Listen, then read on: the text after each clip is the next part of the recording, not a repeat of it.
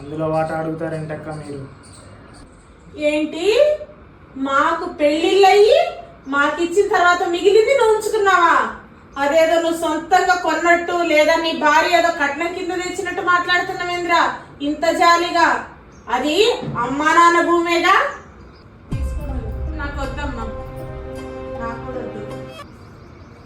Tea అంటే ప్రాణం పోద్ది, ఇంట్లో తాగరాలేదు నువ్వు.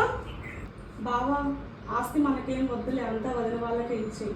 అక్క, తల్లి తర్వాతకి తల్లి లాంటి వాళ్ళక్క మీరు. తమ్ముడు కంటే కొడుకుగానే నన్ను బాగా చూసుకున్నారక్క మీరు. మీకు వాటా కావాలంటే ఈ ఆస్తే తీసేసుకోండి అక్క. ఇంటికి వచ్చి కన్నీరు పెట్టుకోమాకండి అక్క. ఈ తమ్ముడు గుండె తట్టుకోలేదక్క.